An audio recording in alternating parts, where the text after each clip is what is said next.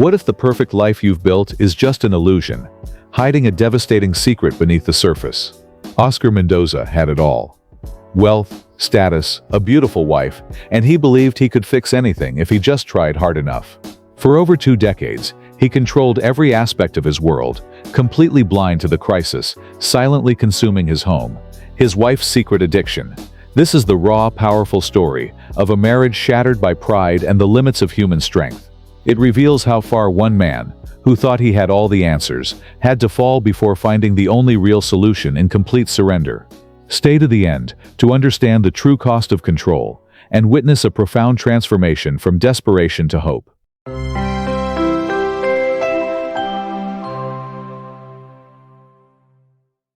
It's been going on since before we got married, Oscar. I've never stopped. Lorena's hand shook as she reached for her coffee cup. Do you know what it's like to hate yourself every single day? To promise God you'll stop, then find yourself back on those sites an hour later, listening to stuff that makes my flesh crawl and get excited. Her voice cracked. I've deleted accounts hundreds of times, changed passwords, thrown away my laptop twice. She stood abruptly, pacing to the window. I couldn't look at myself in the mirror for years, Oscar. I couldn't take communion at church because I felt so filthy. Every time you touched me, I wondered if you could tell, if you could see how disgusting I'd become. Lorena's words hit me like a physical blow. I gripped the granite countertop in our Dallas kitchen, the same surface where we'd planned our future together for 23 years. My financial planner brain automatically calculated the damage, not in dollars this time, but in trust, in dignity, in everything I thought I knew about my wife. 23 years, Oscar. I've been hiding it for 23 years. The afternoon sun streamed through our designer windows, illuminating tear tracks on Lorena's face. How many times had I kissed those cheeks good morning, never knowing the secret eating her alive? No. The word scraped my throat raw. You're just stressed. The holidays were hard on both of us. She shook her head, shoulders curving inward like a wounded bird. It started online. Chat rooms, then videos, then worse things. I tried to stop so many times, but every time you worked late, every time we fought, I'd go back. My hands trembled as I processed her confession. Pornography. For over 2 decades, while I'd built my reputation as Dallas's most trusted financial advisor, my wife had been living a double life. We can fix this, I insisted, though my voice cracked. I help people recover from financial disasters every day. This is just a different kind of problem. It's not about money, Oscar. Lorena's voice was barely a whisper. I've been dying inside for 23 years. That night, I lay awake in our king-sized bed, an ocean of space between us. I stared at the ceiling, mentally cataloging every late night I'd worked, every business trip, every time I'd been too busy building our future to notice my wife drowning in shame. The successful Oscar Sanderson, who commanded respect in boardrooms, couldn't even recognize the crisis in his own home. The next morning, I went to work as if the world hadn't shifted on its axis. I smiled at clients, recommended investment strategies, spoke confidently about long-term security. No one could see the screaming inside my head. You should pray about it, my assistant Maria suggested when she noticed my distraction during our morning briefing. My husband and I, whenever we face something difficult, we take it to Jesus first. I nodded politely, though prayer hadn't crossed my mind in years. We'd attended church when we first married, but success had gradually replaced Sunday worship with golf games and business brunches. Jesus doesn't fix addictions, I replied, more harshly than intended. For 3 weeks, I lived in denial. I researched therapists, created recovery timelines, and convinced myself we could handle this privately. Lorena attended one support group meeting, then stopped. I told myself she was working through it alone. We need to talk, Lorena said one evening as I reviewed client portfolios at our dining table. I barely looked up. Can it wait? The Morrison account needs these projections by morning. I've retained a lawyer, Oscar. My pen stopped mid-calculation. What? I filed for separation yesterday. Her voice carried a strange calm that terrified me more than anger would have. I can't pretend we're healing when we're not. The financial planner in me immediately calculated divorce costs, asset division, tax implications. But the husband in me was shattering. You don't abandon 23 years, I said, my voice rising. We haven't even tried counseling. I've tried to stop 1,000 times, Lorena replied. But I can't recover while you're pretending this isn't destroying us both. That night, alone in our guest room, I finally broke.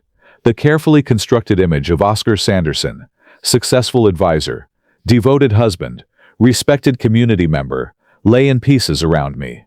I wasn't the man everyone thought I was. I wasn't even the man I thought I was. For the first time in decades, I found myself doing something I'd forgotten how to do. On my knees beside that unfamiliar bed, in a home that no longer felt like mine, I began to pray. Jesus, I whispered into the darkness, I don't know if you're still listening, but I can't fix this. I can't fix her. I can't even fix myself. The admission cost me everything I had left, my pride.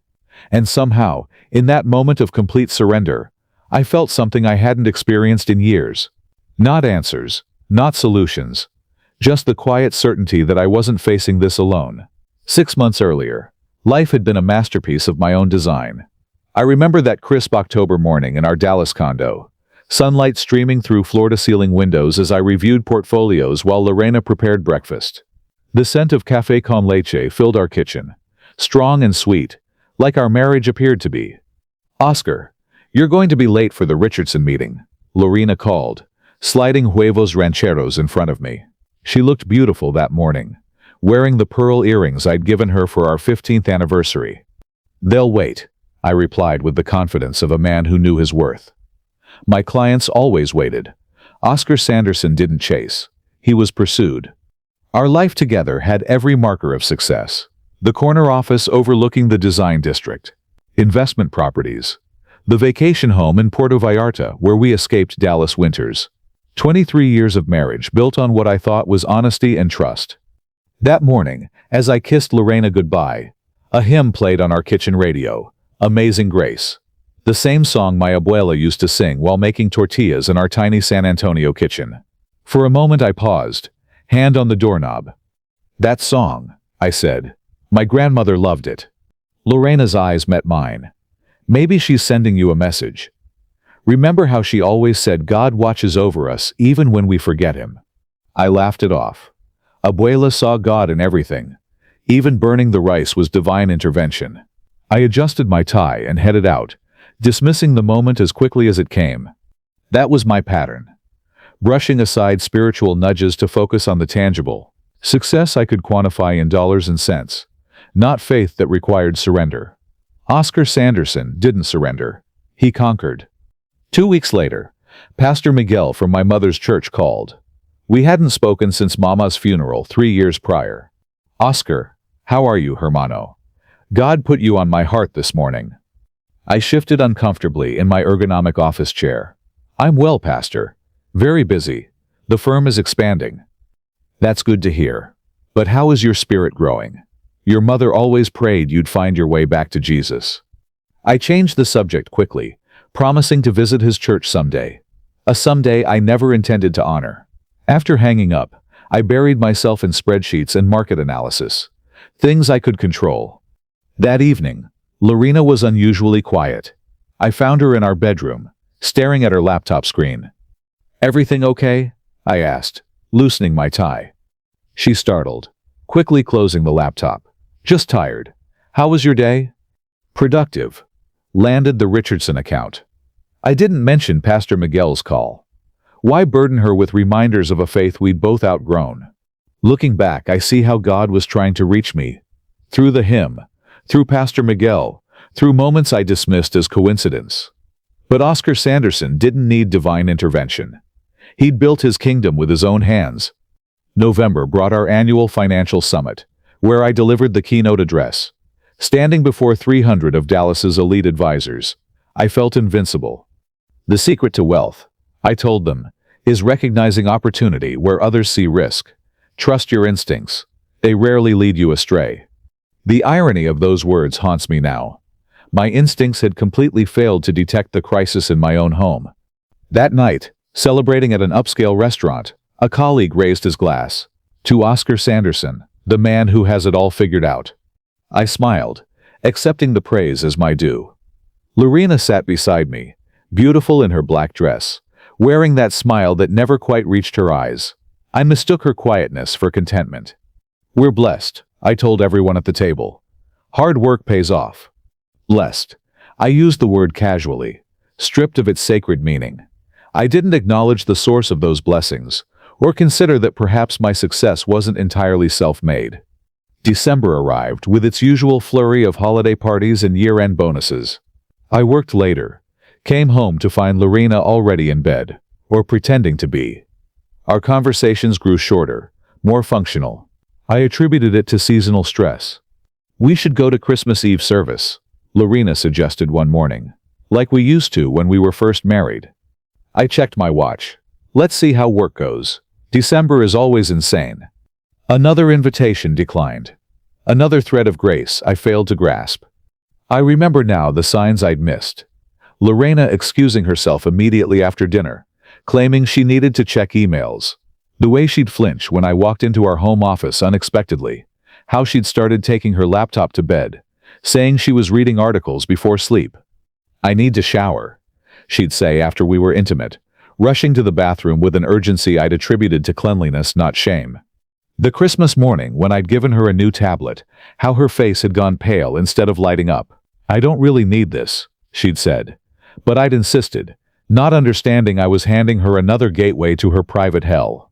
Oscar Sanderson, financial wizard, couldn't see that his most precious investment was crumbling while he counted other people's money. The morning after Lorena's confession, I woke with a plan. Oscar, the financial advisor, would approach this like any other crisis, methodical, strategic, calculated. I'd spent decades helping clients repair their financial futures. Surely I could fix my own marriage with the same skills. I researched addiction specialists, costs, success rates. I even created a recovery timeline with measurable milestones. When I presented my carefully prepared strategy to Lorena over breakfast, she stared at the documents and burst into tears. "This isn't a portfolio rebalancing, Oscar. You can't fix me with spreadsheets." I tried a different approach. A colleague mentioned his life coach had saved his marriage, so I scheduled an appointment, $300 an hour for a stranger to tell me to practice radical acceptance and mindful communication. After our third session, when he suggested I examine my role in co-creating the environment for Lorena's addiction, I walked out. "Maybe we need space," Lorena suggested one evening. I nodded, packed a bag, and checked into a hotel near my office. The temporary separation stretched from days into weeks.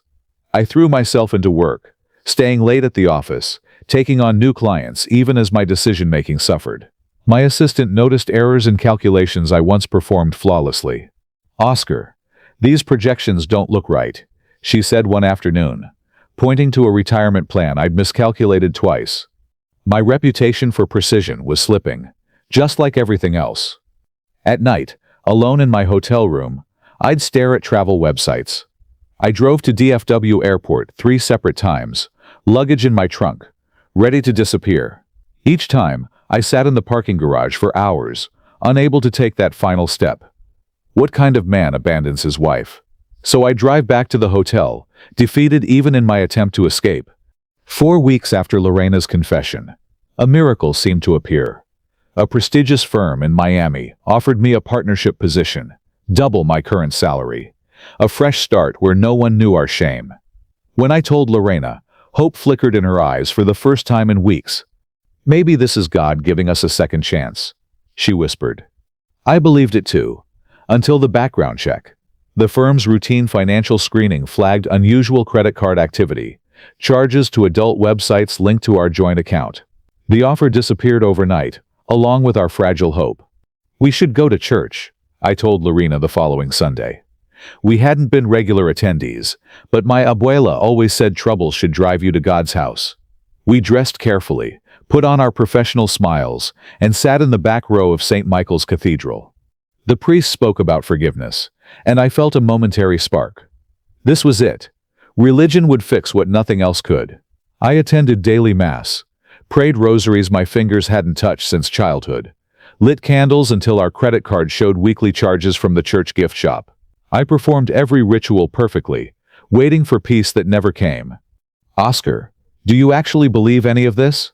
Lorena asked one night after I'd insisted we pray together before bed. "Or are you just trying another strategy?"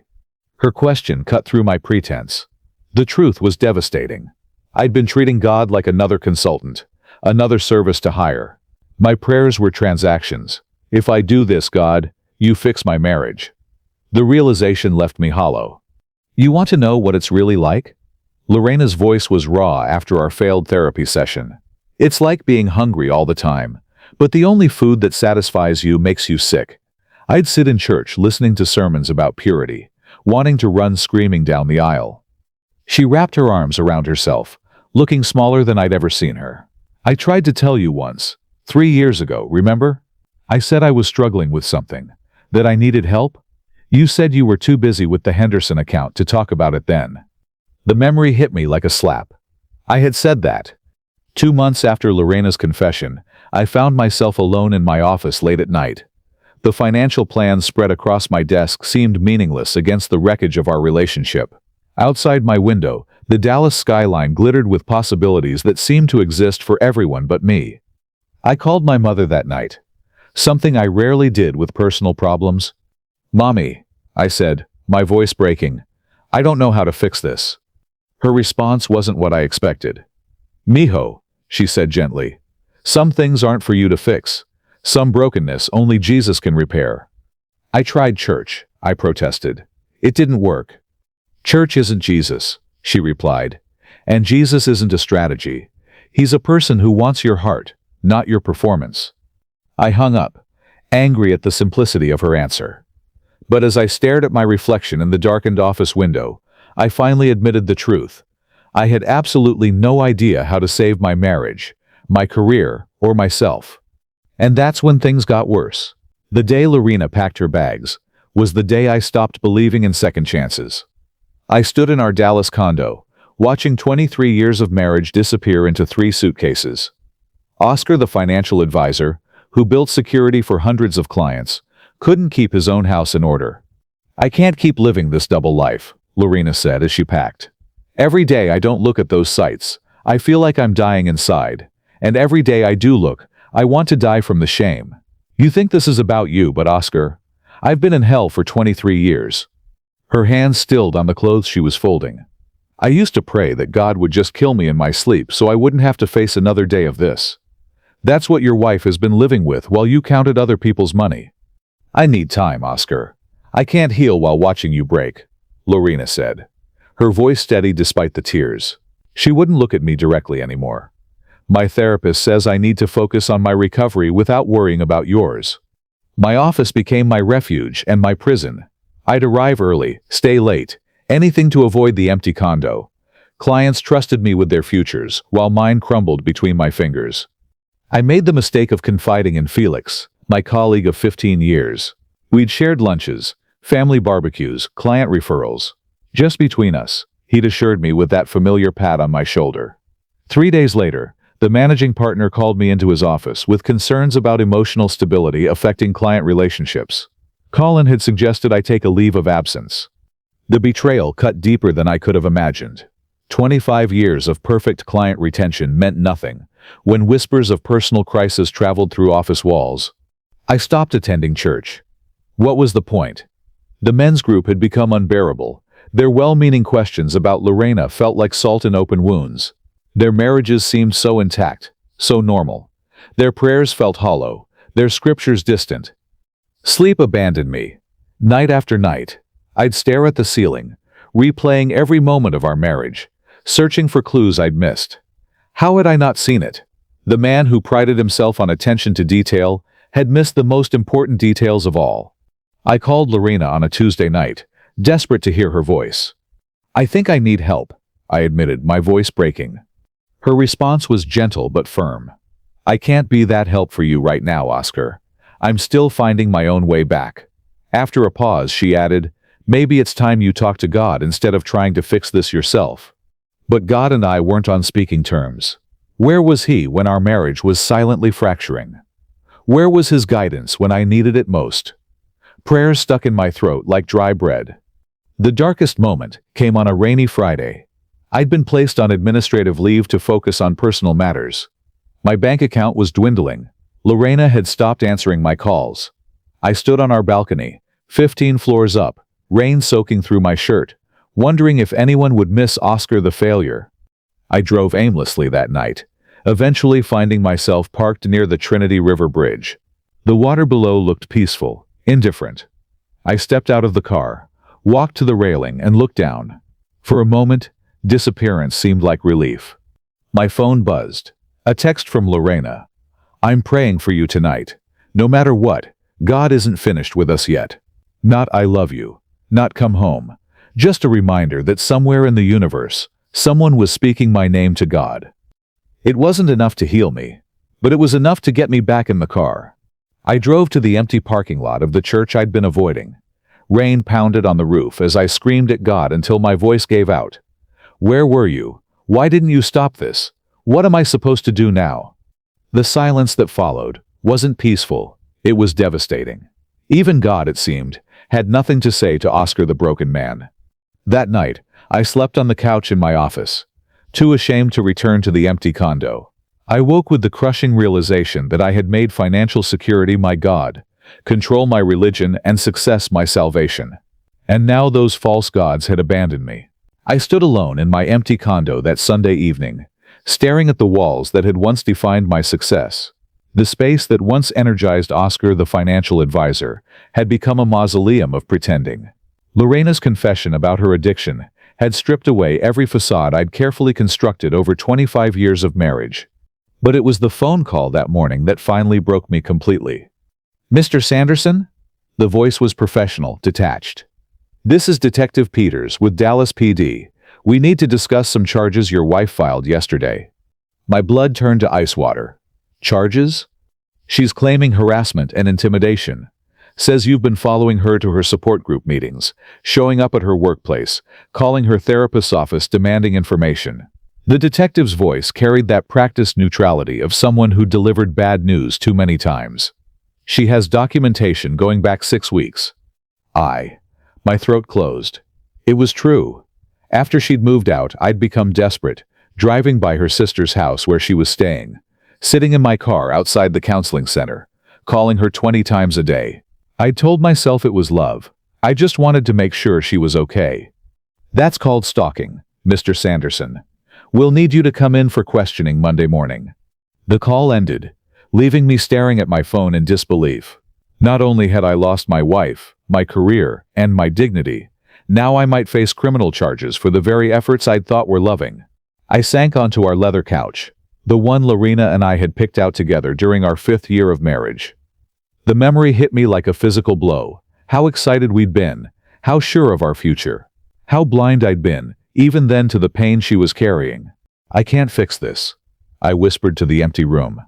Those words, so foreign to a man who prided himself on solutions, finally broke something loose inside me. I had tried everything in my power. The counseling sessions where I sat rigid and judgmental. The recovery books I'd highlighted and left conspicuously on Lorena's nightstand. The surveillance that I'd convinced myself was love. The prayers that felt more like business negotiations with God. Nothing had worked because I was still trying to control the outcome, to design a perfect restoration on my terms. That night in our empty home, surrounded by the evidence of my failure, Oscar finally surrendered. Not the partial surrender I'd offered before, but the complete abandonment of a drowning man. I fell to my knees on our hardwood floor, my professional dignity forgotten. "Jesus," I sobbed, "I have nothing left. No more plans, no more strength, no more control. I've hurt the woman I love by trying to save her. I've lost everything by trying to keep everything." The words came in broken gasps. "If our marriage can be saved, you must do it. If Lorena can be healed, it must be your work. If I can change, it will only be because you change me." I expected thunder or lightning, or some dramatic sign. What came instead was profound quiet, not emptiness but presence. For the first time in my 50 years, I felt truly seen by God. Not Oscar the successful financial advisor. Not Oscar the betrayed husband. Not Oscar the man who had it all figured out. Just Oscar, the broken man Jesus loved enough to die for. I stayed on that floor until dawn, not praying anymore, just being known. When sunlight finally streamed through our windows, I understood something I'd missed my entire life. Jesus hadn't been waiting for me to fix myself before coming to him. He'd been waiting for me to stop trying. That morning, I called Detective Peters and asked to come in early. I called my lawyer and told him I wouldn't be fighting the charges. And then I called Lorena. I need to start over, I told her, my voice steady despite my fear. Not with conditions or expectations. I need to learn how to love you the way Jesus loves me, completely undeserved, yet completely committed. The silence on the line terrified me, until I heard her quiet weeping. I don't deserve another chance, she finally whispered. Neither do I answered.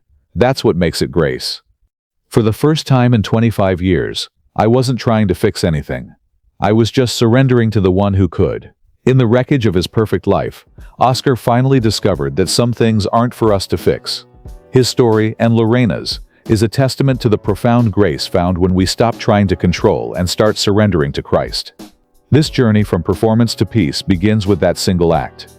If their story resonated with your own struggles, know that you're not alone. I invite you to explore the power of faith, find a supportive community, and allow Jesus to meet you in your brokenness. Your healing can start today.